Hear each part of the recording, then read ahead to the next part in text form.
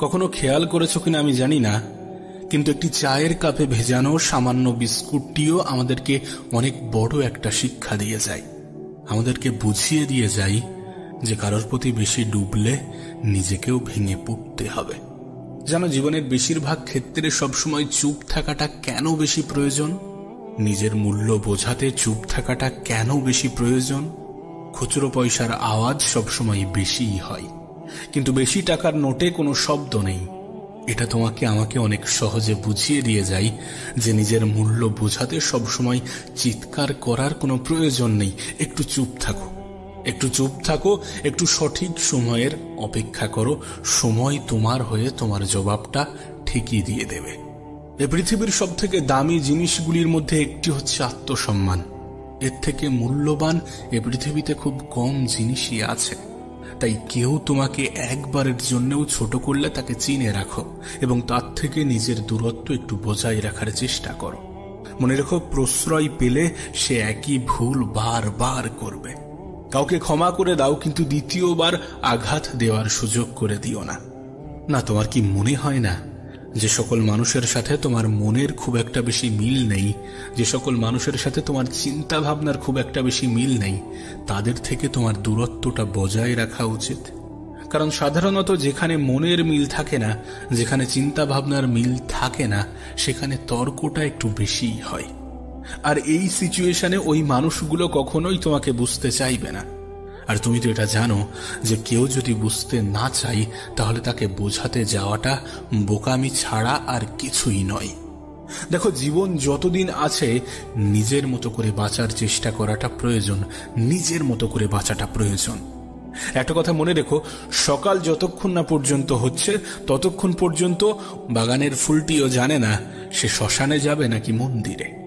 জীবনে যত বেশি সামনের দিকে এগোতে থাকবে, ততই এটা বুঝতে পারবে যে কখনো কখনো তুমি যতই ভালো হও না কেন, যতই অন্যের জন্য নিজেকে বিলিয়ে দাও না কেন, যতই কষ্ট সহ্য করো না কেন, কিছু মানুষের কাছে তবুও তুমি ভালো হতে পারবে না। কিছু মানুষের মন তবুও তুমি রাখতে পারবে না, কিছু মানুষের মনে তবুও তুমি জায়গা করতে পারবে না। আসলে বাস্তবতাটা কি জানো? যে তুমি মানুষ, টাকা না। টাকা হলে সকলের কাছে প্রিয় হতে, টাকা হলে সকলে তোমাকে যত্নে রাখার চেষ্টা করত, টাকা হলে সকলে তোমার মূল্যটা বুঝত। তাই সব থেকে ভালো হয় নিজের জীবনটাকে নিজের মতো করে অতিবাহিত করার চেষ্টা করো। একটু খেয়াল রেখো যেন অন্যের মন রাখতে গিয়ে নিজেই নিজেকে না কষ্ট দিয়ে ফেলো। বিশ্বাস করো, জীবনে যত বেশি খারাপ সময় আসবে তত বেশি মানুষ চিনতে পারবে। ওই যে একটা কথা আছে না, যে জলে না নামলে যেমন সাঁতার শেখা যায় না, ঠিক তেমনি মানুষের জীবনে খারাপ সময় না আসলে ঠিক মানুষ চেনা যায় না। জীবনের অনেক সময় কঠিন পরিস্থিতি, কঠিন সময়কে দেখা যায় শিক্ষকের ভূমিকায়। আমাদের জীবনের সব থেকে গুরুত্বপূর্ণ শিক্ষাটা শিখিয়ে দিয়ে যায়। তোমাকে বলবো, ছোট ছোট ভুলের ক্ষেত্রে একটু সচেতন হওয়ার চেষ্টা করো। তুমি তো জানো, একটি ছোট্ট ছিদ্রও বিশাল জাহাজকে ডুবিয়ে দেওয়ার ক্ষমতা রাখে। জাহাজের সামান্য একটি ছিদ্র সেই বিশাল জাহাজকে ডুবাতে পারে। তাই নিজের ছোট ছোট ভুলের ক্ষেত্রে একটু সচেতন হওয়ার চেষ্টা করো, নিজেকে একটু সচেতন রাখার চেষ্টা করো। কতটা অদ্ভুত না, যে সমুদ্রে ভাসমান জাহাজও আমাদেরকে কত কিছুই না শেখায়। তুমি দেখো, একটা জাহাজ কিন্তু ততক্ষণ পর্যন্ত ডোবে না যতক্ষণ না পর্যন্ত সেই জাহাজ সমুদ্রের জলকে নিজের মধ্যে প্রবেশ করায়। ঠিক তেমনি একটা মানুষ ততক্ষণ পর্যন্ত হাঁটতে পারে না যতক্ষণ না পর্যন্ত সে অন্যের বলা নেগেটিভ কথাগুলোকে নিজের মনে জায়গা দেয়। তোমাকে একটা বাস্তবতা বলি, যারা তোমাকে তোমার জীবন সম্বন্ধে ভয় দেখায় যে তোমার দ্বারা কিছু হবে না, তুমি কিছু পারবে না, তোমার মতো অনেক এসেছে, অনেকে গিয়েছে, অনেকে অনেক রকম ভাবে চেষ্টা করেছে, যারা তোমার জীবন নিয়ে তোমাকেই ভয় দেখায়, তারা আসলেই ভয় পায়। হ্যাঁ, তারা ভয় পায় যে তুমি না জয়ী হয়ে যাও, তুমি না জীবনে বড় কিছু করে নাও, তুমি না জীবনে ভালো কিছু করে নাও, তোমার জীবনটা না সুন্দর হয়ে যায়। এই সমস্ত বিষয় নিয়ে তারা সত্যি ভয় পায়, এই জন্য নেগেটিভ কথাগুলো তোমাকে শোনাতে চাই। বুদ্ধিমান মানুষগুলো এই সমস্ত নেগেটিভ কথা বলা মানুষগুলোকে নিজের জীবনে প্রশ্রয় দেয় না। বুদ্ধিমান মানুষগুলো সকলকে গুরুত্ব দিতে দিতে নিজেকে ভুলে যায় না।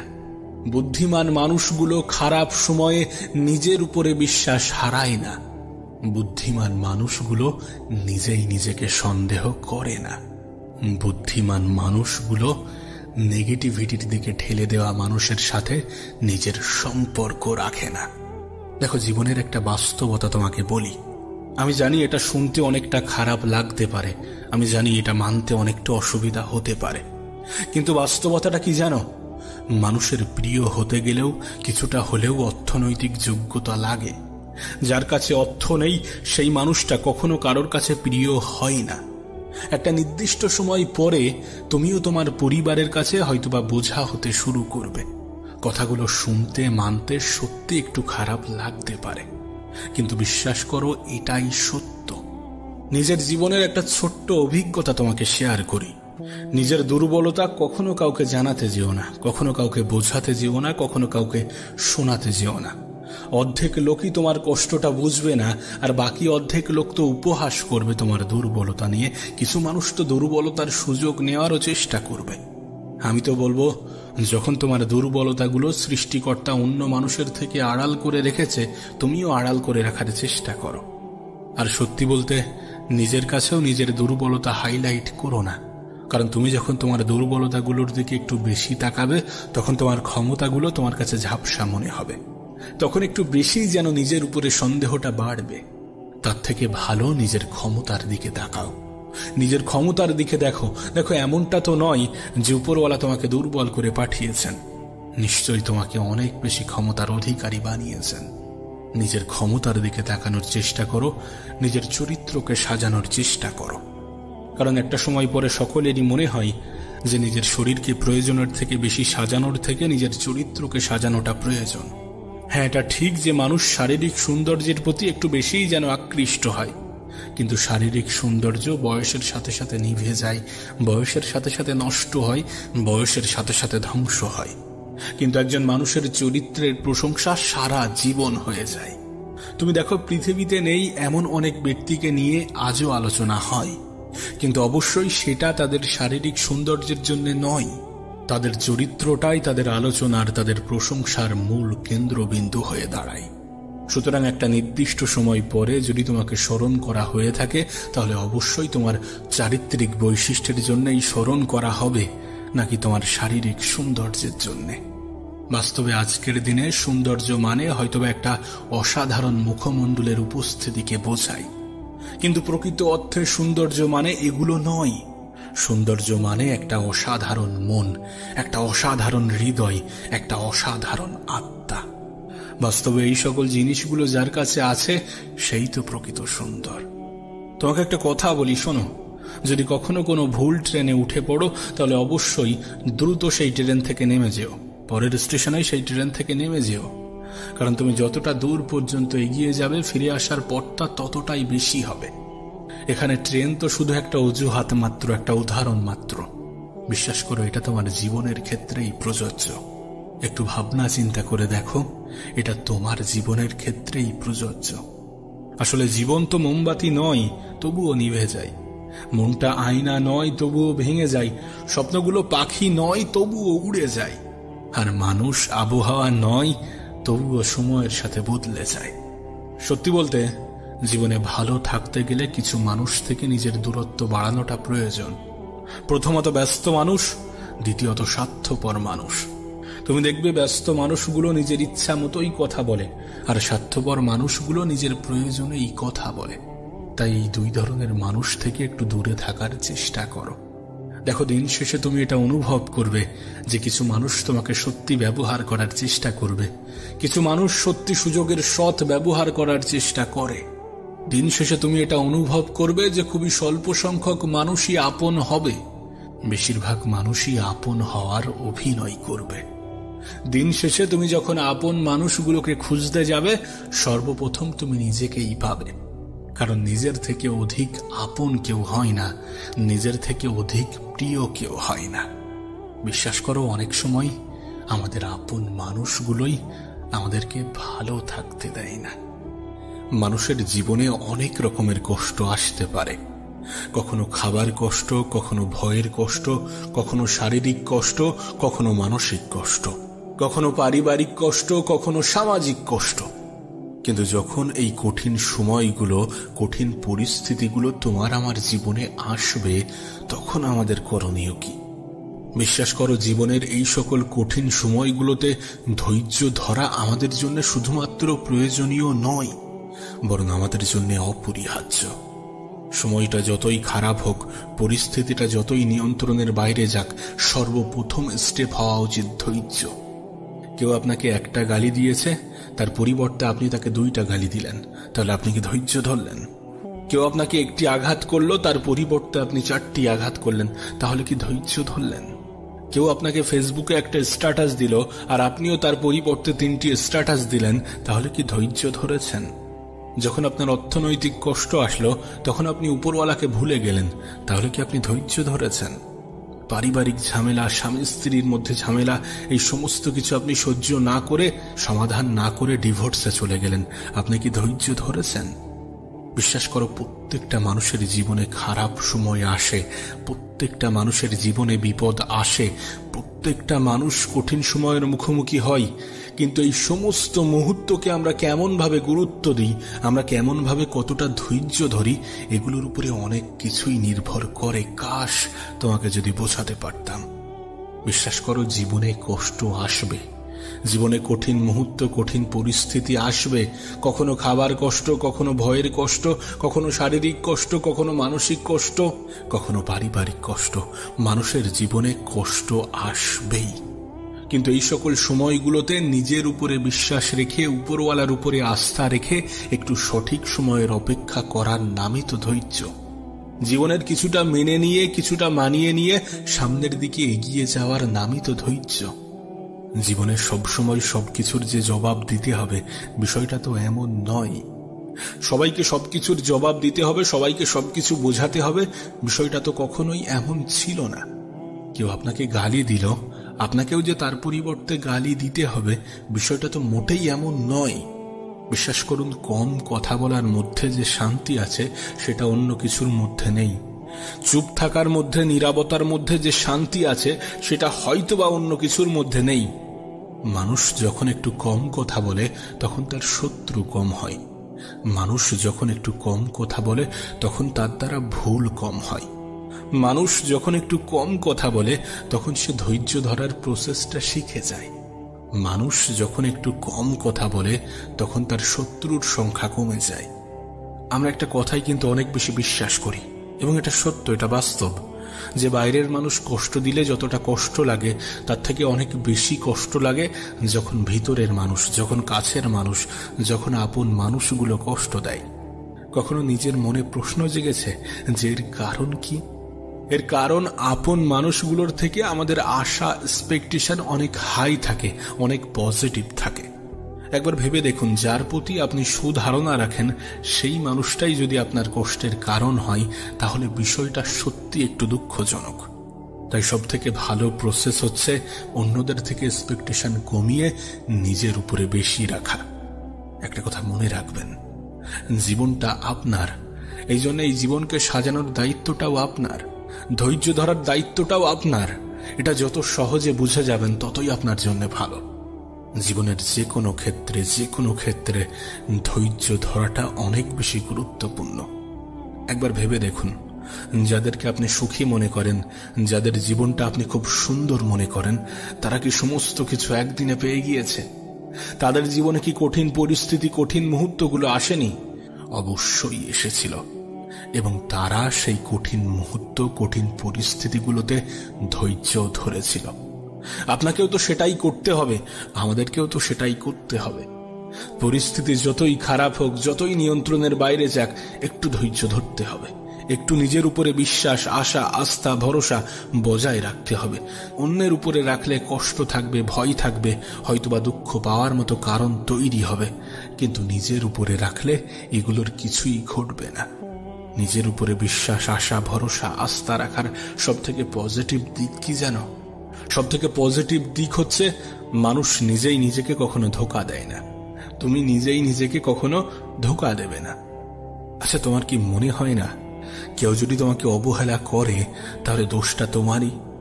যদি কেউ আমাদেরকে অবহেলা করে তাহলে আমরাই তো তার জন্য দায়ী, কারণ আমরাই তো তাকে এই সুযোগটা করে দিই। জীবনে কখনো কাউকে আঘাত করার মতো সুযোগ করে দেবেন না। আচ্ছা, তোমার কি মনে হয় যে আমি কোনো কিছু চাইলাম আর সেটা পেয়ে গেলাম, সেটার নামই কি সফলতা? শুধুমাত্র সেটাই কি সফলতা? সফলতা জীবনের বিভিন্ন ক্ষেত্রে বিভিন্ন রকম হতে পারে, কিন্তু এই পৃথিবীতে প্রকৃত সফলতা বলতে আমরা যেটা বুঝি, আমাদের যেটা বোঝা উচিত, সেটা হচ্ছে ভালো থাকা। কোনো মানুষ যদি নিজের জীবনে ভালো থাকতে পারে, সেটাই তার জীবনের সবথেকে বড় সফলতা হবে। আর বিশ্বাস করো, তুমি তখনই ভালো থাকবে যখন তুমি ভালো থাকার অভ্যাসগুলোকে আয়ত্ত করবে, যখন তুমি ধৈর্য ধরাটা শিখে যাবে। তাই দয়া করে ধৈর্য ধরার চেষ্টা করুন, ধৈর্য ধরুন। যত পরিস্থিতি খারাপ হবে তত বেশি ধৈর্য ধরতে হবে। যত পরিস্থিতি নিয়ন্ত্রণের বাইরে চলে যাবে তত বেশি ধৈর্য ধরতে হবে। যত কঠিন সময়ের মুখোমুখি দাঁড় করানো হবে তত বেশি ধৈর্য ধরতে হবে। না, শারীরিক ক্ষমতা তো ঠিক আছে, কিন্তু মানসিক ক্ষমতার সব থেকে বেশি প্রয়োজন আছে। আর মানসিকভাবে তখনই তুমি শক্তিশালী হবে যখন তুমি ধৈর্য ধরাটা শিখে যাবে। আমাদের সমস্যাটা কোথায় জানো? তুমি আমি অল্পতেই ভেঙে পড়ি, তুমি আমি অল্পতেই নেশা ধরতে শুরু করি, তুমি আমি অল্পতেই সুইসাইড করার চিন্তা করি, তুমি আমি অল্পতেই নেগেটিভ চিন্তা করি। কিন্তু প্রকৃত অর্থে তোমার কি মনে হয় যে এগুলোই সমাধান? আরে যদি এগুলোই সমাধান হতো তাহলে পৃথিবীর সকল মানুষ নেশাগ্রস্ত হতো। যদি এগুলোই সমাধান হতো তাহলে এই পৃথিবী মানব শূন্য হয়ে যেত। কারণ সমস্যা প্রত্যেকটা মানুষের জীবনেই আছে, কঠিন সময় প্রত্যেকটা মানুষের জীবনেই আসে, খারাপ সময়ের মুখোমুখি এ পৃথিবীর প্রত্যেকটা মানুষই হয়ে থাকে। প্রকৃত সমাধান তো ধৈর্য। তোমাকে আমাকে ধৈর্য ধরতে হবে। ধৈর্য ধরার মাধ্যমে আমাদের মানসিক ক্ষমতার পরিচয় দিতে হবে, কারণ প্রকৃত অর্থে মানসিক ক্ষমতাটাই আমাদের আসল ক্ষমতা। প্রতিটা নেগেটিভ জিনিসের মধ্যে কিছু পজিটিভ জিনিসও থাকে, সেটাকে খেয়াল করতে হবে, সেটাকে গুরুত্ব দিতে হবে। তুমি জানলে হয়তো বা অবাক হবে, কিন্তু আমাদের প্রত্যেকটা খারাপ সময়, প্রত্যেকটা কঠিন সময় আমাদেরকে একটা বার্তা দেয়, আমাদেরকে বলে, আমাদেরকে বোঝায় যে নিশ্চয়ই কষ্টের সাথে আছে স্বস্তি, নিশ্চয়ই ধৈর্য ধরার মধ্যে আছে শান্তি। জীবনে ভালো থাকতে গেলে ধৈর্য ধরতে হবে, সফল হতে গেলে ধৈর্য ধরতে হবে, সুন্দর একটা জীবন কামনা করছেন সেটা পেতে গেলে ধৈর্য ধরতে হবে, কিছু পরিস্থিতিকে ভুলে যেতে গেলে ধৈর্য ধরতে হবে, কিছু মানুষের মনে জায়গা করতে গেলে ধৈর্য ধরতে হবে, মানুষের কথাগুলোকে ইগনোর করতে গেলে ধৈর্য ধরতে হবে, সর্বোপরি মানসিকভাবে শক্তিশালী হতে গেলে ধৈর্য ধরতে হবে। না, এমনটা হতে পারে যে তোমার জীবনেও হয়তোবা কিছু অভাব, কিছু অভিযোগ আছে, কিন্তু এই সমস্ত অভাব অভিযোগ দূর হয়ে যাবে যখন তুমি তোমার থেকেও বেশি অভাবী মানুষকে দেখবে, যখন তুমি তোমার থেকেও বেশি অভাবী মানুষের জায়গায় নিজেকে বসাবে।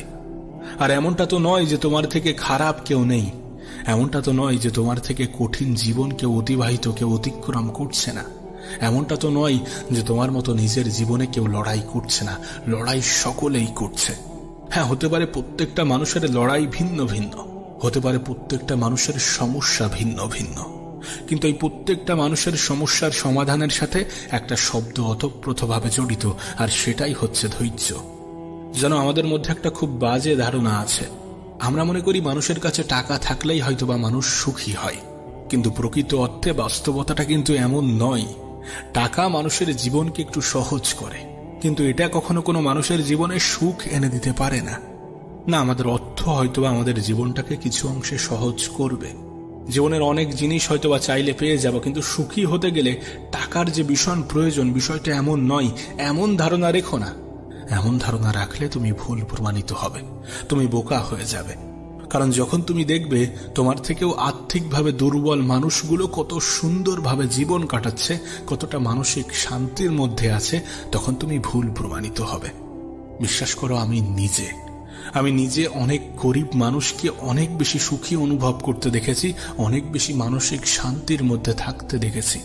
আবার অনেক ধনী ব্যক্তির মধ্যেও আমি দুঃখ, দুশ্চিন্তা, হতাশা দেখেছি। তাই দয়া করে ভালো থাকাটাকে অর্থের সাথে গুলিয়ে ফেলো না।